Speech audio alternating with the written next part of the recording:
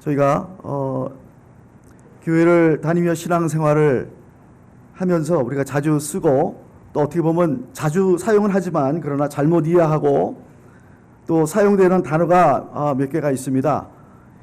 그 중에 하나 은혜라고 하는 단어입니다. grace, 은혜라고 하는 단어. 되게 우리가 이 말씀을 듣고 또 우리가 은혜 받았다는 그런 말을 하고 또 함께 모여서 우리가 기도하고 뜨거운 그 하나님의 성령의 역사가 있을 때 우리가 은혜 받았다 이렇게 말을 하고 있습니다. 문제는 은혜를 받는데 문제가 있는 것이 아니라 은혜를 받았지만 은혜를 받은 만큼 내 삶 속에 변화가 없다라고 하는 것입니다. 그렇기 때문에 우리가 어떻게 보면 은혜라고 하는 단어를 너무 쉽게 사용하는 것이 아닌가 그렇게 한번 생각을 해보게 됩니다. 제가 좋아하는 표현이 있습니다. 영어 표현인데 뭐냐면 too much information, lack of transformation. 받은 정보는 많은데 내 삶이 변화가 없는 거예요. 평생 신앙생활을 했는데 교회 생활을 했는데 받은 말씀은 많은데 성경 공부를 통해서 받은 많은 지식이 있지만 그 지식이 내 삶 속에 적용이 안 되기 때문에 변화가 없다고 하는 것입니다. 과연 우리 자신이 그런 모습이 아닌가 우리가 한번 좀 생각을 해보았으면 좋겠습니다. 또 우리가 교회를 다니면서 우리가 잘못 이해하고 사용되는 단어가 또 하나가 있는데 그 단어가 뭐냐면 부흥이라고 하는 단어입니다. 교회나 성도님들이 우리가 서로 목사님에게 서로 안부를 물을 때 요즘 교회는 어떠신지요? 이렇게 안부를 묻습니다. 그렇게 물어봤을 때 거의 우리가 생각하는 그 안부는 뭐냐면 교회가 성장했습니까? 아니면 교회가 부흥했습니까? 라는 의미 속에서는 뭐가 있냐면은 숫자적인 어떤 성장이나 부흥을 말하고 있다라고 하는 것입니다. 그 안부의 핵심에는 사실 우리의 영적인 부흥보다는 수적인 부흥을 더 의미하고 있지 않는가 우리가 한번 생각을 해보는 것입니다. 그렇다면 성경에서 말하는 이 부흥이라고 하는 의미가 과연 무엇인가? 우리 한글 성경에는요, 이 부흥이라고 하는 단어가 처음 나오는 것이 있습니다. 유일하게 나오는 것이 있는데 하박국 3장 2절입니다. 제가 읽어드리겠습니다. 여호와여 내가 주께 대한 소문을 듣고 놀랐나이다. 여호와여 주는 주의 일을 이 수년 내에 부흥케 하옵소서. 이 수년 내에 나타내시옵소서. 진노 중에라도 긍휼을 잊지 마옵소서. 이 말씀 속에 부흥케 하옵소서라는 말은 절대 그 의미가 숫자적인 부흥을 말하는 것이 절대 아닙니다. 여기서 얘기하는 것은 영어 성경을 보면 좀 더 쉽게 우리가 이해할 수 있습니다. 거기 보면 revive라는 말이 나오고 있습니다. revive. 다시 소생시킨다는 의미가 있습니다. 하박국 선지자가 하나님 앞에서 너무 마음이 답답하고 많은 의문 속에서 하나님 앞에 지금 어떻게 보면 따지고 있는 그런 말씀 속에서 나오는 얘기예요. 그가 1장 2절에 이런 말을 하고 있습니다. 여호와여 내가 부르짖어도 주께서 듣지 아니하시니 어느 때까지리까? 내가 강포를 인하여 외쳐도 주께서 구원치 아니하시나이다. 어찌하여 어느 때까지니까? 이런 탄식하는 소리로 하나님 앞에 어떻게 보면 따지는 소리로 들립니다. 그렇기 때문에 여기서 부흥케 하옵소서라고 하는 의미는 어떤 숫자적인 얘기가 아니라 우리의 삶에 하나님의 임재로 하나님의 성령의 역사를 다시 한번 소생시켜 달라고 하는 의미가 있다라고 하는 것입니다. 타락한 자기 민족 유다를 보면서 상한 마음을 가지면서 그러면서 또 하나님께서 왜 우리를 깨닫게 해주시는 방법이 오히려 악한 사람들을 이 바벨론을 들어서 우리 유다 민족을 더 상하게 더 심판하시는 모습을 보게 된다라고 하는 것입니다. 하나님 우리가 이렇게 힘들고 어려울 때는 좀 더 좋은 방법으로 은혜를 주시고 또 우리에게 정말 교회 성장도 주시고 이래야 되는데 그런 것이 아니라고 하는 것입니다. 오히려 하나님께서는 우리를 심판하실 때에는 더 악한 것을 사용해서 우리를 심판하실 때가 있다라고 하는 것입니다. 자, 우리가 생각하는 방법과 하나님의 방법은 너무나 다른 것을 우리가 보게 됩니다. 이사야 선지자가 그렇게 말했습니다. 여호와의 말씀에 내 생각은 너희 생각과 다르며 내 길은 너희 길과 달라서 하늘이 땅보다 높음같이 내 길은 너희 길보다 높으며 내 생각은 너희 생각보다 높으니라 말하고 있습니다. 그래서 우리가 말하는 하나님의 은혜, 우리가 말하는 하나님의 부흥의 의미는 좀 다르다고 하는 것입니다. 참 부흥의 의미는 뭐냐면요, 이 타락한 이 유다 민족을 심판하신 후에 회복하시는, 소생시키시는데 이것이 부흥의 의미가 있다라고 하는 것입니다. 영어로 restoration, 영어로 revive, 다시 소생시킨다는 그런 의미가 있는 것입니다. 절대로 우리가 생각하는 그런 숫자적인 성장을 의미하는 것이 아니라고 하는 것입니다. 성경을 보면 볼수록 깨닫는 진리가 있는데 이 부흥에는요, 어떤 단계가 있습니다. 근데 그 단계가 내 개인적인 의미에서 하나님께서 시작을 거기서부터 한다는 거예요. 큰 어떤 나라적으로, 어떤 그룹으로, 그것이 아니라 바로 하나님께서는 개인에게, 먼저 한 사람에게 이 revive, 이 부흥이라는 것을 체험케 하신다는 것입니다. 다시 말해서 먼저 나 한 사람을 하나님께서 소생시키신다라고 하는 것입니다. 그것이 부흥의 시작이에요. 하나님이 바라시는 부흥이 무엇이겠습니까? 먼저 단절된 하나님과의 관계가 회복되는 것을 말하는 것입니다. 믿습니까? 네. 여러분, 하나님과 여러분과의 관계가 지금 어디에 서 있습니까? 여러분이 바라는 부흥, 그 부흥은 바로 저와 여러분에서부터 시작된다라고 하는 것입니다. 그런즉 누구든지 그리스도 안에 있으면 새로운 피조물이라. 이전 것은 지나갔으니 보라 새 것이 되었도다. 이것은 바로 개인적인 의미에서 예수 그리스도의 영이 우리 안에 먼저 들어와 내가 변화가 되어야 된다는 겁니다. 거기서부터 부흥이 시작하는 거예요. 한 사람부터 시작하는 것입니다. 하나님께서 이스라엘 백성들을, 그 애굽에서 고생하는 그들의 기도를 듣고 하나님께서 그들을 다시 은혜를 주시기 위해서는요, 먼저 모세라고 하는 사람이 먼저 개인적으로 하나님과 관계가 올바로 세워져야 되는 것입니다. 그 리더가 먼저 하나님 앞에 깨우쳐야 되는 것입니다. 지금 우리가 당하고 있는 이 팬데믹 속에서 여러분, 하나님께서 원하시는 것은 교회의 변화가 아니라 여러분 한 사람 한 사람 변화가 먼저인 줄 믿습니다. 여러분은 지금 하나님과 관계가 어디 있어요? 오늘 읽은 시편 42편에 바로 첫 절서부터 이 고라 자손들 누구냐면요, 찬양을 하던 사람들이었습니다. 그들에게 하나님께서 그들의 손과 발에는 쇠사슬이 묶여 있고 그들은 가나안 땅으로 지금 노예로 지금 끌려가고 있는 상태에 있었습니다. 그들이 깨달은 것이 있었습니다. 4절에 보니까 뭐라고 말하고 있습니까? 내가 전에 성리를 지키는 무리와 동행하여 기쁨과 찬송의 소리를 바라며 저희를 하나님의 집으로 인도하였더니 이제 이 일을 기억하고 내 마음이 상하는도다. 여기 보니까 그들은 하나님을 찬양하고 많은 사람들 그 성일날 그들은 찬양으로 그들을 주님께로 인도하던 그런 사역자들이었습니다. 그런데 그들이 이 일을 기억하고, 그건 무슨 말이에요? 그렇게 살지 못했다는 거예요. 하나님이 기뻐하고 하나님 원하는 찬양의 삶을 살지 못했다는 것입니다. 그래서 내 마음이 상하는도다. 이건 바로 개인적인 차원에서 이제 은혜를 깨닫고 1절서부터 뭐라고 말하고 있습니까, 여러분? 하나님이여 사슴이 시냇물을 찾기에 갈급함같이 내 영혼이 주를 찾기에 갈급하나이다 그랬어요. 내 영혼이 하나님과 생존하시는 하나님을 갈망하나니 내가 어느 때에 나아가서 하나님 앞에 배울 것. 여러분, 이 정도로 이제 그가 하나님을 갈망하고 하나님 앞에 서기를 원하는 그런 영혼이 됐다는 것입니다. 바로 이 정도의 차원으로 하나님이 우리를 끌어오시기 위해서 우리 삶 가운데 이런 팬데믹과 같은 엄청난 일들을 통해서 각 개개인이 하나님 앞에 나와서 참 부흥의 은혜를 깨닫기를 바라는 것입니다. 하나님이 바라시는 부흥 첫 번째는 뭐냐고요? 바로 우리 저와 여러분 각 개인이 하나님과 회복된 관계를 갖는 것이 부흥이라고 하는 첫 번째 단계라고 하는 것입니다.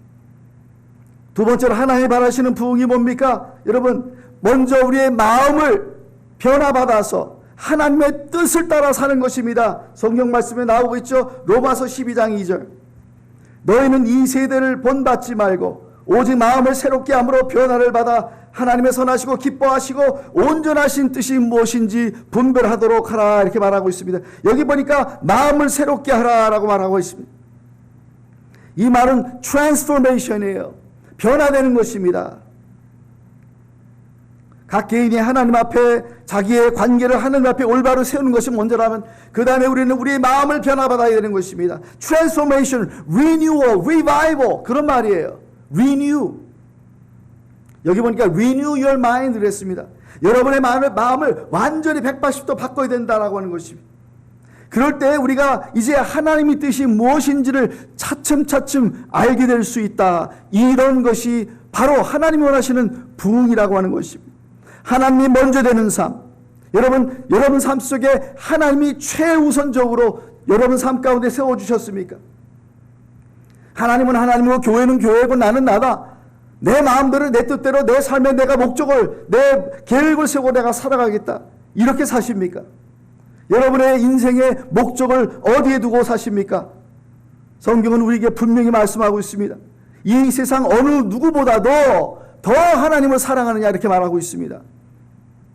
하나님이 우리 삶 가운데 최우선적으로 최고의 목적이 되어야 된다라고 하는 것입니다. 그러기 위해서는 우리가 우리의 마음의 변화가 있어야 되고 그리고 하나님의 뜻이 무엇인지 깨달아야 되는 것입니다. 성경 말씀에 우리 마음의 변화는 어떤 행동의 변화를 주는데 갈라디아서 2장 20절이 그겁니다. 내가 그리스도와 함께 십자가에 못 박혔나니 그런데 이제는 내가 산 것이 아니오 그랬어요.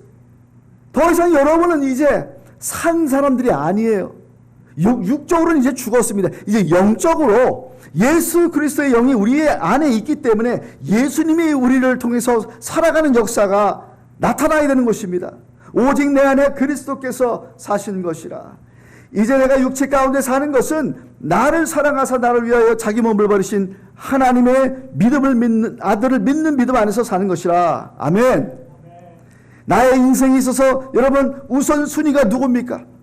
정말 하나님이라고 여러분들 말씀할 수 있어야 돼요. 그것이 진정 여러분이 하나님의 뜻대로 살아가는 진정 영적으로 부흥의 역사가 아니 참 은혜가 있었던 사람의 모습이라고 할 수 있는 것입니다. 또 하나님이 바라시는 부흥은 무엇입니까?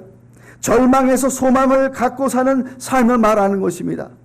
우리가 지금 현재 절망적인 삶 가운데 있었습니다. 물론 점점 좋아지고는 있긴 해요.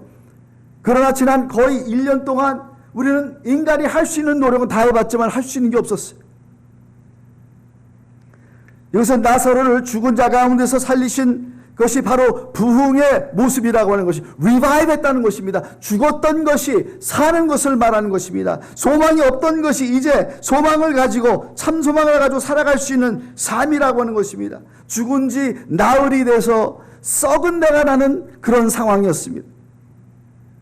이제는 인간적으로 소망이 끊겨진 상황이었습니다. 하나님의 능력도 이제 더 어떻게 할 수 없다라고 사람들은 생각했습니다. 그러나 그 사람들은 진정 부흥의 삶이 뭔지를 몰라서 그렇게 보는 것입니다. 여러분 삶 가운데 여러분의 환경이 더 이상 여러분이 생각할 때에도 이건 더 이상 하나님도 어떨지 못할 거다라고 하는 그런 상황이 있을지도 몰라요. 그런데 바로 어쩌면은 하나님은 우리가 그런 상황에 들어가 있기를 원할지도 모릅니다. 왜? 먼저 우리가 하나님 앞에 부흥을 체험해야 되기 때문에 그렇습니다.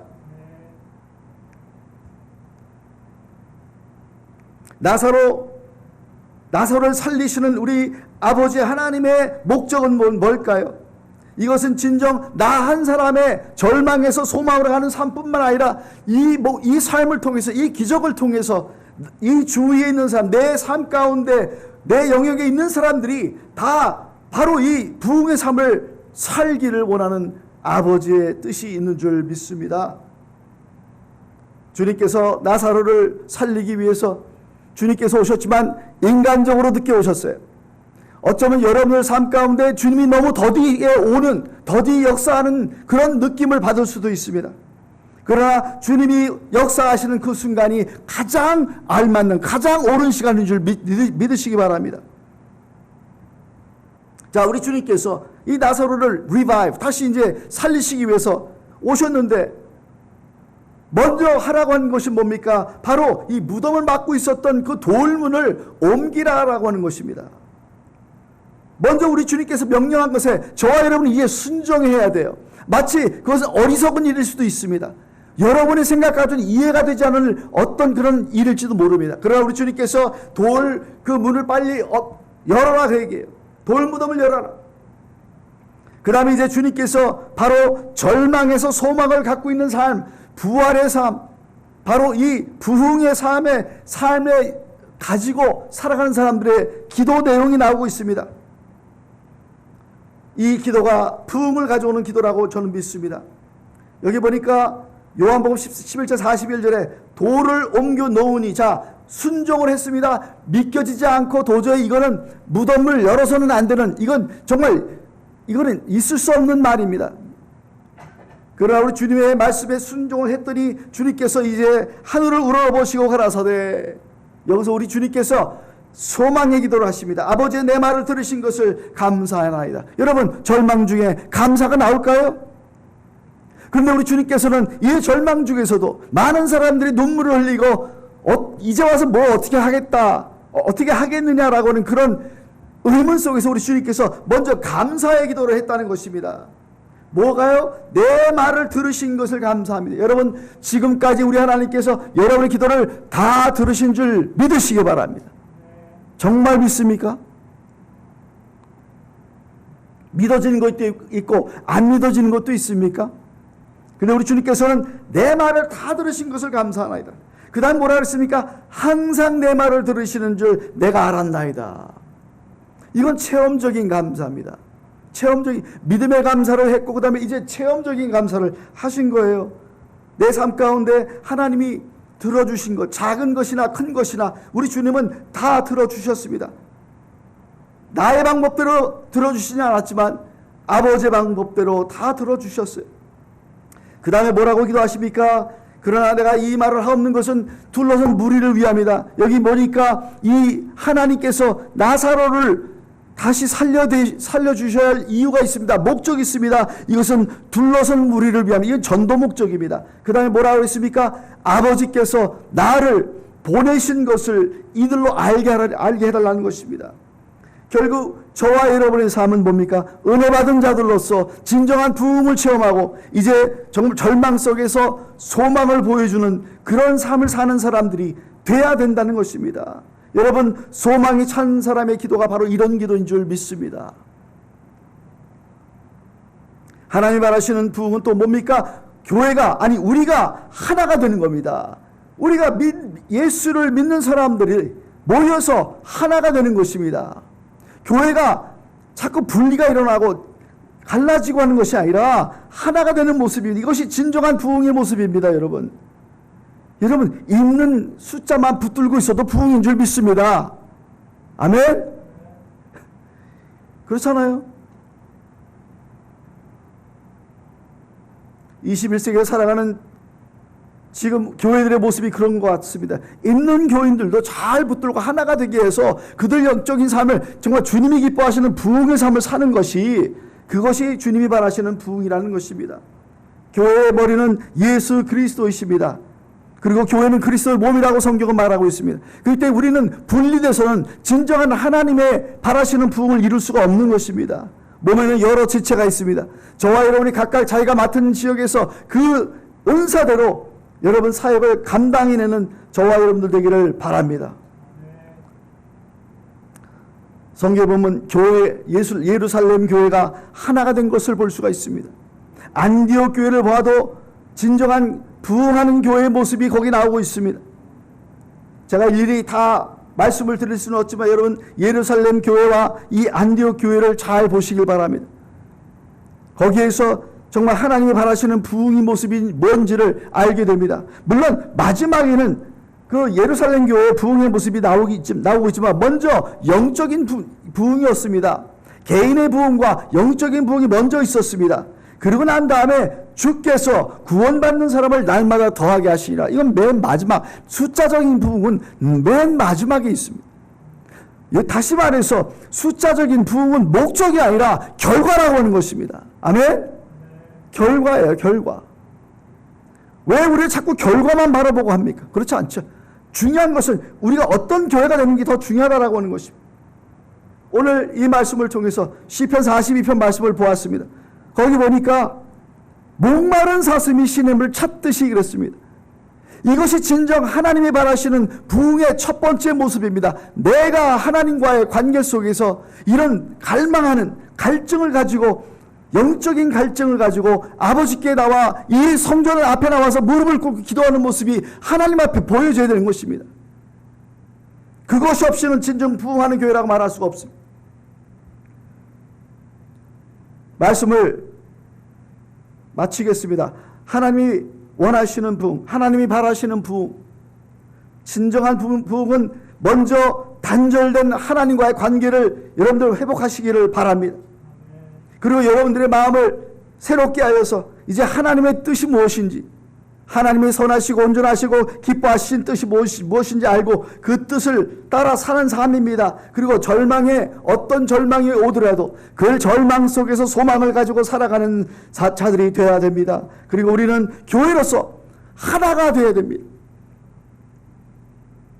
하나님이 바라시는 게 그겁니다. 주님이 오실 때까지 우리에게 원하시는 게 그겁니다. 하나가 되라는 거예요. 적은 소수가, 숫자가 중요한 게 아니에요.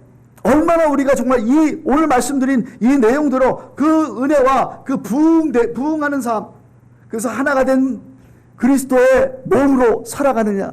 그랬을 때 결과적으로 하나님께서 구원받은 자들이 모이는 교회가 되는 것이 부흥이 아니겠습니까, 여러분? 기도하시겠습니다. 오늘 아침에 이렇게 주님 앞에 나와 예배를 드리는 저희들에게 이제 우리가 팬데믹을 마무리하기 원하지만, 그러나 아직 하나님의 원하시는 때가 되지 않았습니다. 먼저 하나님이 저와 여러분의 영적인 은혜와 부흥이 뭔지를 깨닫고 그것을 위해서 다시 우리가 리바이브 되기를 원합니다. 저와 여러분 지금 어디에 서 있습니까? 오늘 시간에 이 말씀을 생각하시면서 여러분들 마음을 정리하시길 바랍니다. 잠깐 기도하시겠습니다. 전능하신 아버지 하나님, 오늘도 주여 저희들에게 주의를 맞이하여서 주님 앞에 예배하는 자들로서 불러주심을 감사합니다. 우리와 진리와 영으로 주님을 예배하는 가운데 주님, 오늘도 주님께서 원하시는 영적인 은혜와 영적인 부흥을 우리가 다시 한번 깨닫게 하시고 성경적으로 주님이 원하시는 교회, 참교회가 되기를 원하오니 주님, 이 은혜를 잊지 않게 하시고 오늘 이 부흥을 내 삶 속에서 먼저 맞이하게 하시고, 그래서 교회의 부흥으로 이어질 수 있도록 은혜 베풀어 주시옵소서. 감사와 찬양을 받아 주시옵소서. 영광으로 받아 주시옵소서. 예수님 이름으로 기도하옵나이다. 아멘.